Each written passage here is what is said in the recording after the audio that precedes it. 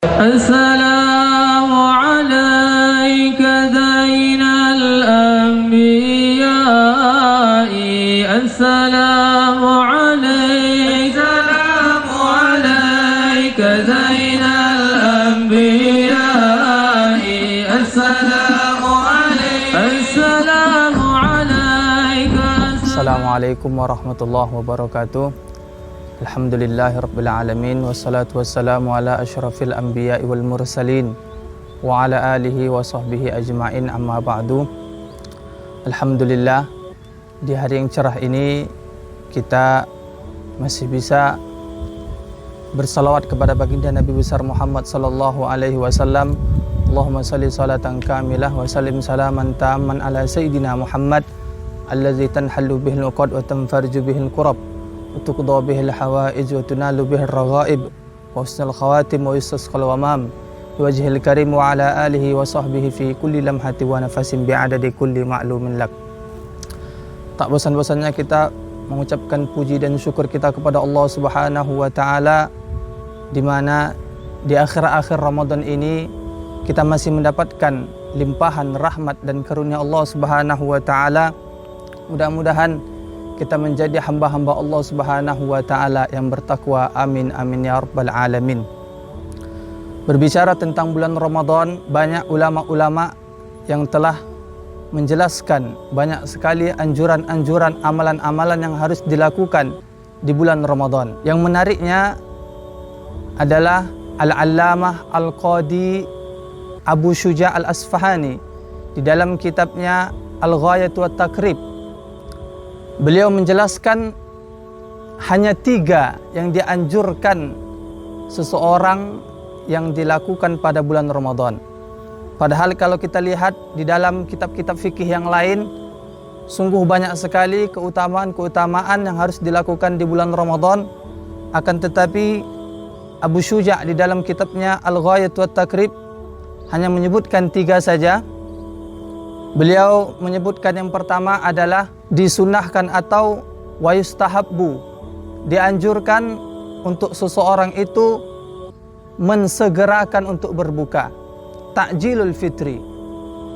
Yang kedua adalah ta'khirus sahur, mengakhirkan sahur. Yang terakhir, yang ketiga adalah tarkul hajri minal kalam, meninggalkan perbuatan atau perkataan-perkataan yang tidak baik. Dari ketiga ini, yang pertama tadi adalah disegerakan untuk berbuka puasa. Kenapa harus berbuka puasa itu disegerakan?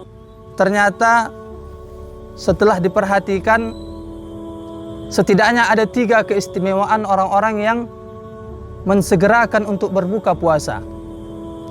Yang pertama, dikarenakan dia dicintai oleh Allah Subhanahu wa taala.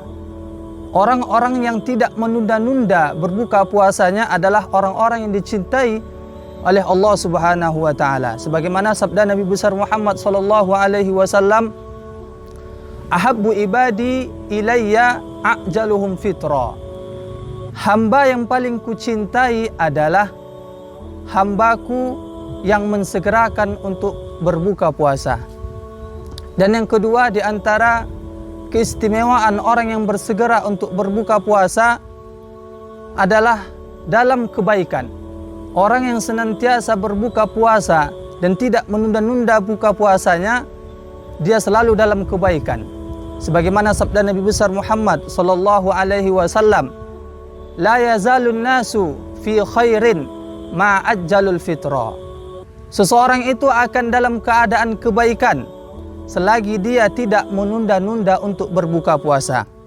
Oleh karena itu, orang yang segera berbuka puasa jika memang sudah tepat waktunya, tidak lagi untuk menunda-nunda berbuka puasa, dikarenakan mempercepat berbuka puasa adalah suatu hal kebaikan dan akan membangkitkan seseorang itu untuk melakukan kebaikan.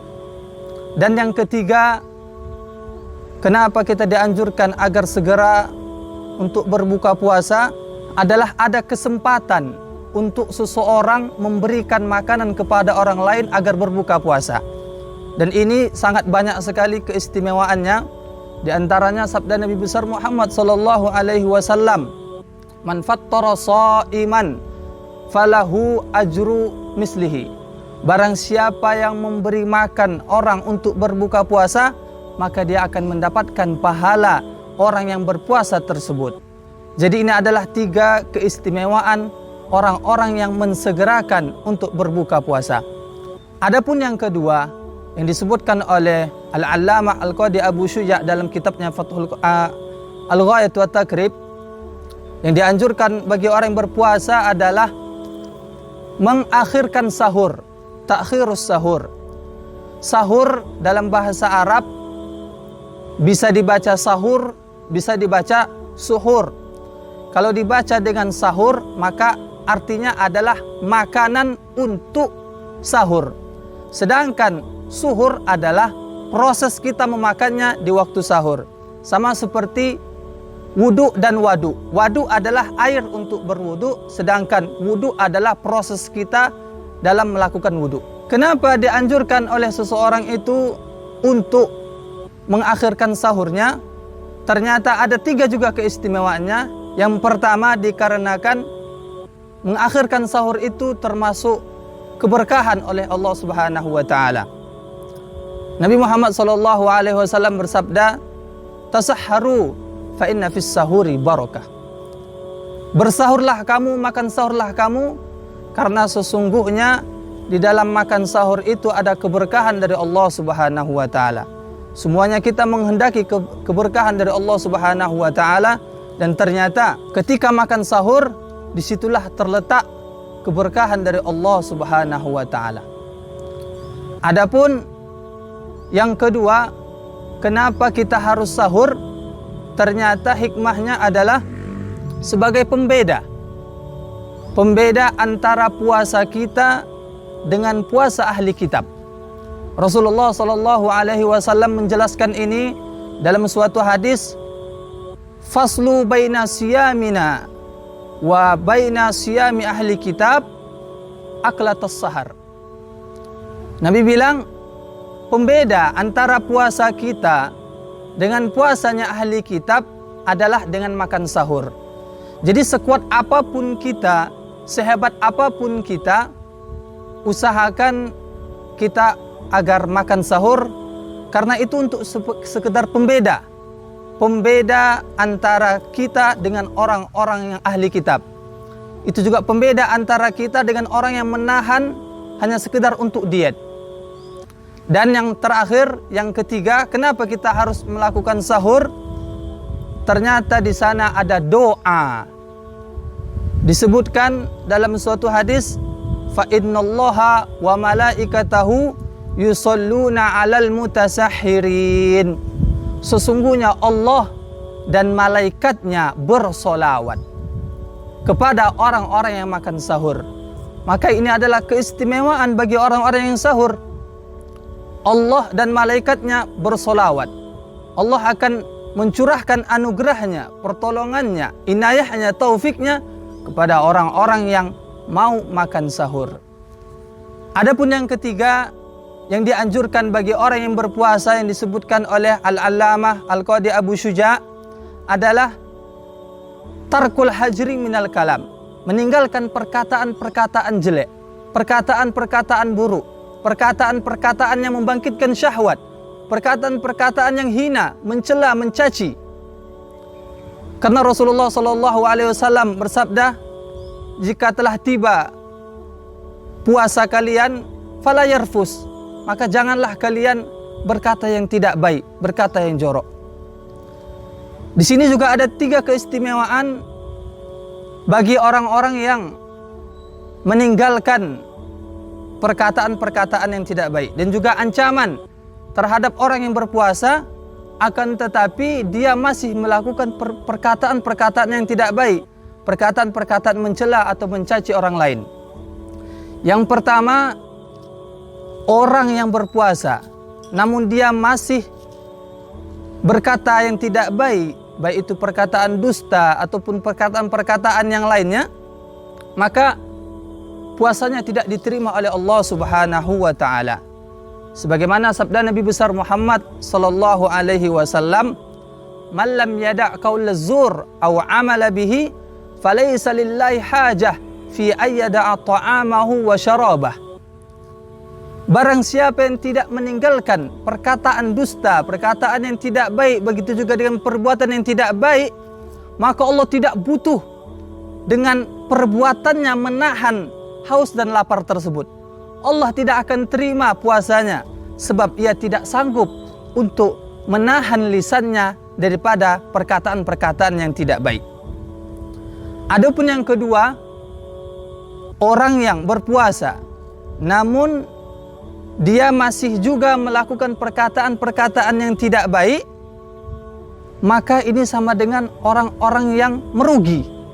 Sebagaimana yang disebutkan dalam suatu kisah, sahabat berkata kepada Rasulullah SAW, "Ya Rasulullah." Rasulullah bertanya kepada sahabat, "Atadruna manil muflis?" Apakah kalian tahu siapa itu orang-orang yang merugi? Kemudian sahabat menjawab, yang merugi itu adalah orang-orang yang tidak punya harta, orang-orang yang tidak punya uang. Akan tetapi Nabi Muhammad SAW menyebutkan, orang-orang yang merugi dari umatku adalah orang-orang yang di dunia dia membawa banyak ibadah-ibadahnya, salatnya banyak, zakatnya banyak, sedekahnya banyak, puasanya pun sering, akan tetapi lisannya menyakiti perasaan tetangganya. Maka Nabi Muhammad SAW mengatakan, orang ini adalah orang-orang yang merugi, sebab nanti dia kebaikan-kebaikannya akan diambil ketika nanti dia menampakkan pahala-pahalanya di akhirat, dan juga tampak pernyataan-pernyataan lisannya, sehingga orang tersebut pahalanya ditarik dan diberikan kepada orang-orang yang ia celah. Adapun yang terakhir, balasan orang yang berpuasa akan tetapi dia tidak sanggup menjaga lisannya, dia adalah masuk ke dalam api neraka. Sebagaimana dalam kisah juga, ya Rasulullah, ada perempuan yang rajin puasa, rajin salat, rajin melakukan amal ibadah, akan tetapi dia tidak sanggup untuk menjaga lisannya. Nabi mengatakan, hiya finnar, dia berada di dalam api neraka. Inilah dia yang dianjurkan oleh ulama besar Al-Qadi Abu Syuja' dalam kitabnya Al-Ghayatu wat Takrib, 3 amalan. Yang pertama tadi adalah mensegerakan untuk berbuka puasa, yang kedua adalah mengakhirkan sahur, dan yang terakhir adalah meninggalkan perkataan-perkataan yang tidak baik. Mudah-mudahan di akhir-akhir bulan Ramadan ini kita bisa menjalankan ketiga-tiganya sehingga kita mendapat predikat di sisi Allah Subhanahu wa taala sebagai hamba-hambanya yang bertakwa. Wallahul muwaffiq ila aqwamit thoriq. Wassalamu alaikum warahmatullahi wabarakatuh.